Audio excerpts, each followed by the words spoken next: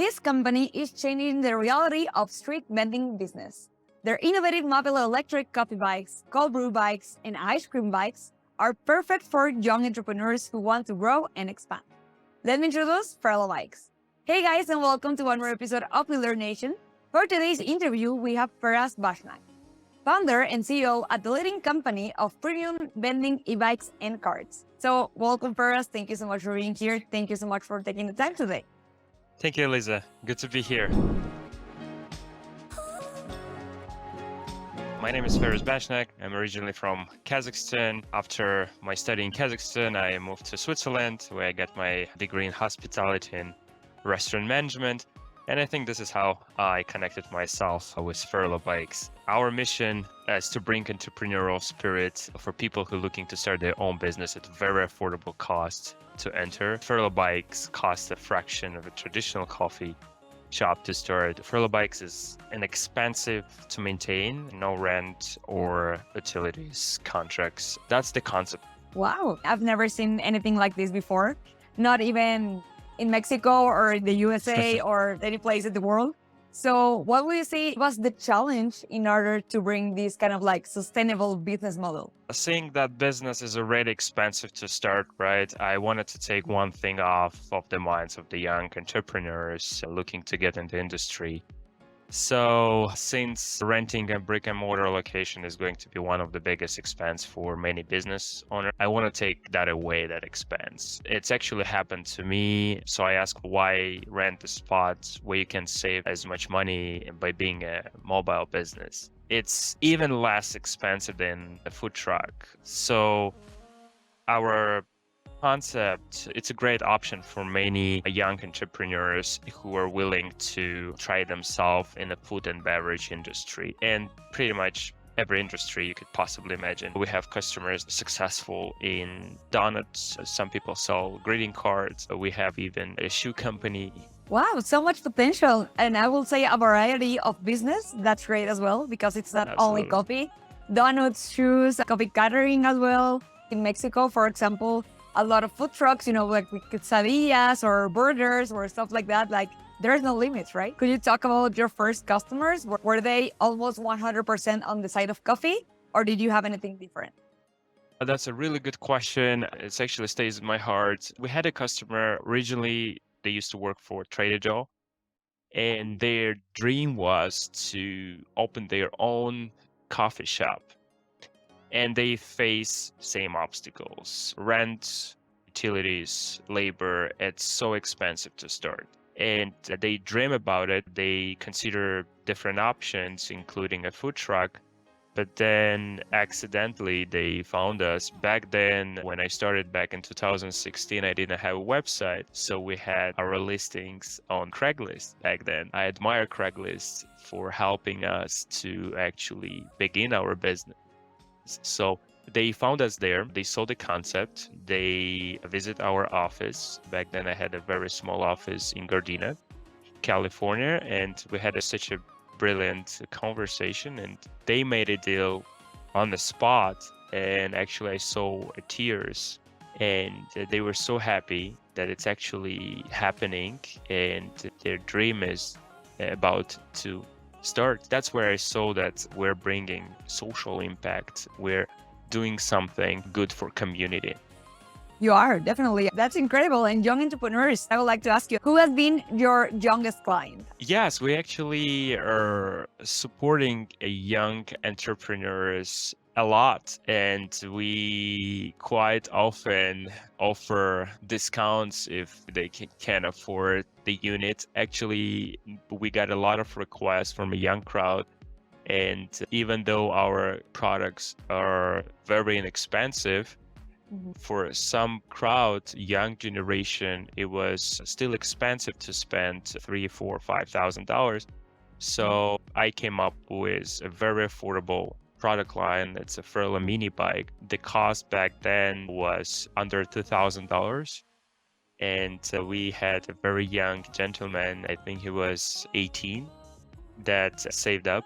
He wanted to open and he wants to sell snacks, and we help him a lot. I believe I personally deliver the bike to his home, because he didn't have any car, any transportation. So I took my truck and trailer and delivered the bike to him. I cannot imagine the level of satisfaction you must have at the moment of delivering it. Thank you for sharing. I would like to ask you about the challenges. What would you say has been the biggest challenge talking on the hardware part? Because at the end of the day, you're building hardware, and on the business side. I think the main challenge was bringing a new concept to community. It was a completely revolutionary concept that it was hard to prove at the beginning. People get used to brick and mortar type of business. Then, of course, we have food trucks, but they were still confusing to see and to understand how you can build a cafe on wheels. It was just something new and it took time to adopt and prove that concept. That was the main challenge at the beginning. We had another challenge and we tried to talk to health department and we had some obstacles when it comes to licensing. The laws were written 50, 60 years ago and they didn't even thought about having a bicycle that could be equipped with a restaurant equipment. So we had several meetings. We tried to explain them that this is a new concept and you'll have to give us exception. So it took us several years for them to consider this. And finally, we started getting licensed back in 2018 and we tried to listen their recommendations and their corrections. So we actually built our newer models based on their requirements. What about the procurement challenges? You guys survived the pandemic. How was that process like, and how close are you with the engineers? We actually was worried about the time because we didn't know which direction Ferla Bikes will lead. Will it actually affect us or will actually benefit us? We were fortunate because it's actually benefited us in a way that local communities, we support people that had to close their business, had to close their restaurants, coffee shops, and they actually went mobile. Many business owners came to us and they were looking for a solution. And we were the solution back then. So I guess we were fortunate enough and we overcome the challenge. So when it comes to engineer standpoint, we actually call our clients our main engineers. We listen them a lot and we listen every concern that they have and we build bikes based on their recommendations or desires. So in fact, we received several emails, calls that they would love to have a refrigeration system on board just because they constantly running out of ice, especially when it's hot outside. So that was one of the main challenge for us is how to actually integrate refrigerator on the bike or on the cart. So we made it and we have to make it sustainable. So pretty much we accomplished that and now our units, they are all battery operated and they can be equipped with a refrigerator, solar panel, sink, and it's all self-contained. It's all in one unit. What would you say are the next steps for Ferla Bikes? Absolutely. I think we didn't touch a bit our urban mobility side of our business, which is cargo bikes. We build sustainable transportation solutions for families. Actually, cargo bikes are nowadays more than just a car replacement. It's more than just a bicycle. And we believe that it can totally change person's approach to transportation. It's pretty much a small SUV on the bike. And this is another project that I'm very proud of. And it's certainly a business with a positive social impact that we are trying to bring to the market. And so far, it's been very successful. Well, are you guys planning on expanding or something like that anytime soon?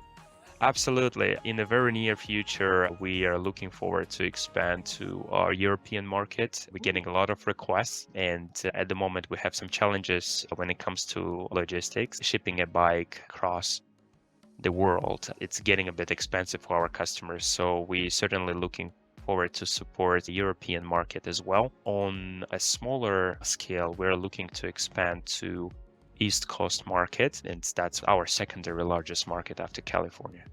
Thank you so much for Absolutely. sharing that as well. And last but not least, do you have any advice for future entrepreneurs or people starting on this path? Absolutely. Building a business with a positive social impact can be actually very challenging.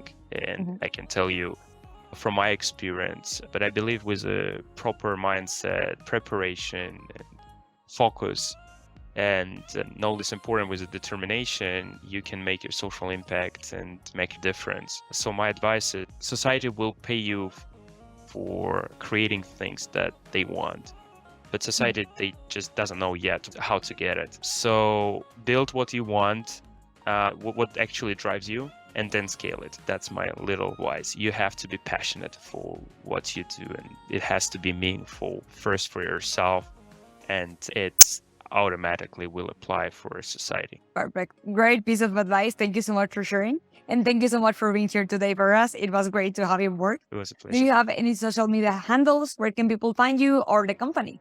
Absolutely. So we run 2 social media accounts, one for cargo bikes, consumer side, and one for B2B. It's our business cards and bicycles. So the main one, it's Ferla Bikes. And for our consumer side, it's almost the same. It's a Ferla Family Bikes. And yeah, remember guys that you can also find more information, interesting articles, interesting interviews, just like this one with Feras directly on our website, controlhub.com/builder-nation. We'll love to hear from you. And once again, Feras, thank you so much for being here today. It was a pleasure to have you. Thank you, Lisa. It was a pleasure for me as well.